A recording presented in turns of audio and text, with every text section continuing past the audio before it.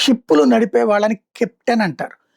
కెప్టెన్‌కి బుర్రుంటే ఎట్లా తీసుకురావచ్చో మొన్న ఈ మధ్యన హార్ముజ్ జలసంధిని ఇరాన్ దిగ్బంధించిన టైంలో రాడార్‌లో షిప్పుల్ని చూసి వాళ్ళు అడ్డుపడుతున్నారు. వాటిటి మీదన కాల్పులు జరపడమో, లేకపోతే గనక మిస్సైల్‌లేమో డ్రోన్‌లతో దాడి చేస్తున్నారని అర్థం చేసుకున్నాడు. అప్పుడు ఒక షిప్పు ఆహ్, ప ఎవరైతే కెప్టెన్ ఆయనేం చేశాడు, రాడార్‌లో నుంచి షిప్పుని తీసేశాడు. అంటే మన షిప్‌లో ఉండే రాడార్‌ని కట్ చేసేసి నీట్‌గా నడుపుకుంటూ వచ్చేసాడు.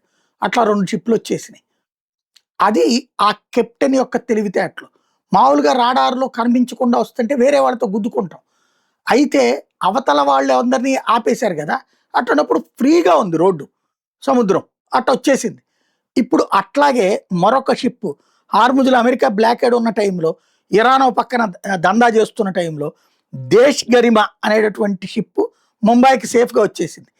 ఎలా వచ్చింది అని ఇప్పుడు ఆరా తీస్తే అమెరికా నేవీ పరిధిని అమెరికా నేవీ ఎక్కడైతే దిగ్బంధిస్తోందో అది గుర్తించి ఫస్ట్ ఇరాన్ ప్రాదేశిక జలాల్లోకెళ్ళి అట్నుండి పాకిస్తాన్ ప్రాదేశిక జలాలు అంటే ఒక సముద్ర జలాల్లో 200 నాటికల్ మైళ్ళు వాళ్ళ ప్రాదేశిక జలాల కిందకొస్తాయి.